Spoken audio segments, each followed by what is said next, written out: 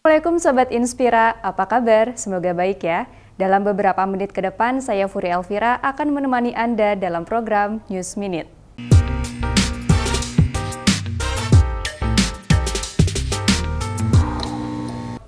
Sejumlah petugas dari Badan Pengawas Obat dan Makanan atau BPOM Bandung melakukan sidak ke tempat penjualan takjil di kawasan Ngamprah, Kabupaten Bandung Barat. Makanan takjil yang banyak diburu warga dilakukan uji sampel. Petugas dari Badan Pengawas Obat dan Makanan BPOM Bandung melakukan sidak ke tempat penjualan makanan takjil di Ngamprah, Kabupaten Bandung Barat. Satu persatu makanan mulai dari batagor, basreng hingga dimsum diambil sampel untuk dilakukan uji lab. Tak hanya makanan, takjil minuman segar dan es buah pun dilakukan hal serupa. Dari 24 makanan minuman takjil yang diuji, semua normal dan aman untuk dikonsumsi. Menurut Kepala BPOM Bandung, Imade Bagus Gerameta, masyarakat dihimbau untuk membeli takjil yang tempatnya bersih. Selain itu juga dihimbau jangan membeli makanan takjil yang warnanya mencolok. Nah, di dalam bulan puasa ini kami juga melakukan pengawasan selain takjil, yaitu pengawasan produk-produk pangan beredar, yaitu mengawasi produk-produk yang diedarkan apakah memenuhi syarat atau tidak. Tentunya kita telah melakukan pemeriksaan sebanyak 45 sarana di 10 kabupaten. Ada beberapa sarana yang tidak memenuhi syarat. Yang pertama itu tadi kebersihan gudang, kemudian mungkin ada kemasan yang rusak, bocor, dan ada beberapa yang kadaluarsa. BPOM akan terus melakukan pengawasan terhadap makanan minuman takjil setiap harinya untuk mencegah dari makanan yang mengandung zat-zat berbahaya bagi masyarakat. Dari Kota Bandung, Jawa Barat, Bobi Roska melaporkan. Menteri Perdagangan Republik Indonesia Zulkifli Hasan melakukan tinjauan harga kebutuhan pokok ke sejumlah pasar tradisional di Kabupaten Bandung, salah satunya Pasar Sehat Soreang. Memasuki pertengahan bulan Ramadan atau 2 pekan jelang Idul Fitri 1445 Hijriah, Menteri Perdagangan Republik Indonesia Zulkifli Hasan melakukan tinjauan harga kebutuhan pokok ke sejumlah pasar tradisional di Kabupaten Bandung, salah satunya Pasar Sehat Soreang pada Selasa pagi. Berdasarkan hasil tinjauannya, harga sejumlah kebutuhan pokok masyarakat mengalami penurunan di atas Rp1.000, seperti yang terjadi pada harga beras, sayuran, hingga harga daging ayam potong.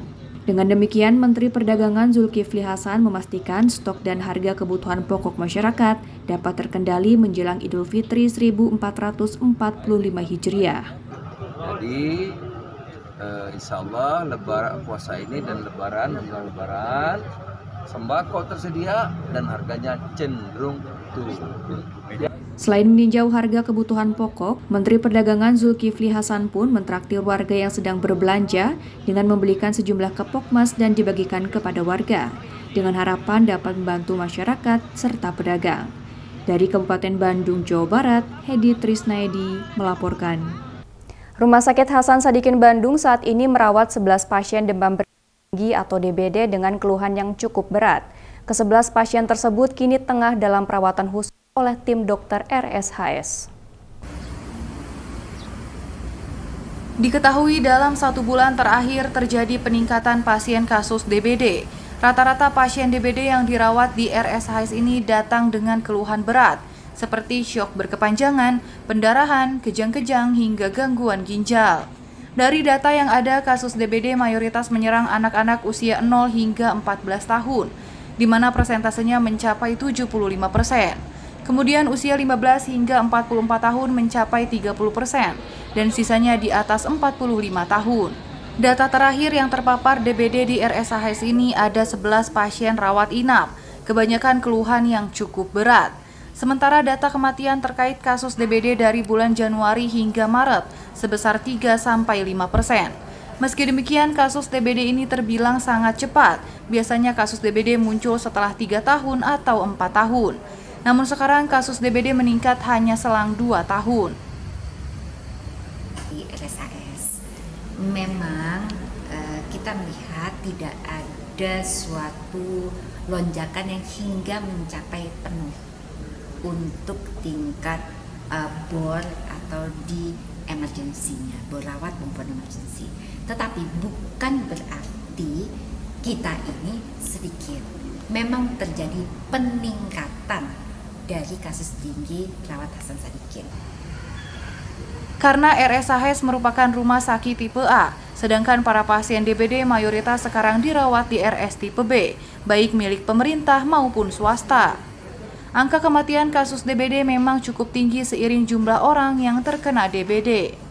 Dari Kota Bandung, tim Inspira TV melaporkan.